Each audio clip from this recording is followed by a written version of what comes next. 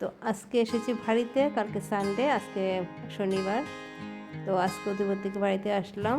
আর আজকে সকালবেলা যা অফিসে খেয়ে গিয়েছিলাম তা মানে একদমই পেট ভরেনি। আর রান্নাটাও একদম হালকা ছিল, শুধু আলু দিয়ে ডাল ছিল আর কি ছিল, বেগুন ভাজা।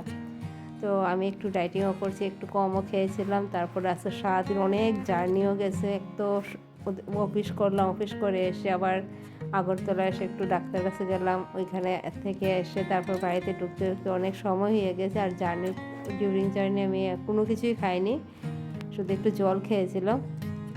প্রচণ্ড খিদা লাগছিল। তো বাড়িতে এসে জিজ্ঞাসা করেছিলাম রান্না কি আছে আজকে। তো বললো রান্নার কিছুই নেই, আর ডাল আছে শুধু, আর রান্না করবে। তো মাছ মাছ রাখা আছে, মাছ দিয়ে আর মূলা দিয়ে সে তরকারি রান্না করবে। আর ভাবলাম বাহ, মূলা দিয়ে ছোটো মাছ দিয়ে সে গরম গরম তরকারিতে ভাত খেতে খুবই মজা লাগবে। তো মা ফোন করেছিল, আমি আসলাম, এসে আমি নিজের ভাতটা নিচে শুধু বেড়ে নিয়ে বসে গিয়েছি।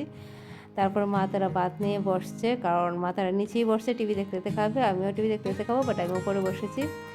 তো যাই হোক, রান্নাটা যতটুকু ভাবলাম যে একদম তেল মশলা দিয়ে কষিয়ে ভালো করে রান্না করে হালকাভাবে, একদম হালকাভাবে রান্না করেছে, ভালোই হয়েছে মোটামুটি। বাট আমি ভেবেছিলাম একটু ভালো করে কষিয়ে একটু ঝাল বেশি করে করে করবো, আর তরকারি সেরকম ঝাল হয়নি। তো যাই হোক, প্রচণ্ড খিদাতে যখন যাই রান্না থাকে না, যাই খাই ভালো লাগে, খারাপ লাগে না। তো এরকমই লেগেছিলো। তো ডাল দিয়ে মাছের ভাজা দিয়ে, আর মাছ ভাজা আমি শুধু আমার জন্যই করেছিল, কারণ আমি বলছিলাম শুধু দুটো দিয়ে কীভাবে খাবো, কারণ সকালবেলা খাওয়াটা ভালো হয়নি। তো বললাম যে দুটা মাছ আমার জন্য ভেজে রাখতে, তো দুটো মাছ ভেজে রাখছিলো। আর ডালটা খুব স্বাদ হয়েছিল। আর তরকারিটা মোটামুটি ভালো লাগছিলো, বাট এত বেশি ভালো লাগেনি যতটুকু এক্সপেক্ট করেছিলাম। বাট গরম গরম খিদায় খেয়েছি, ভালো লেগেছে, খারাপ লাগেনি।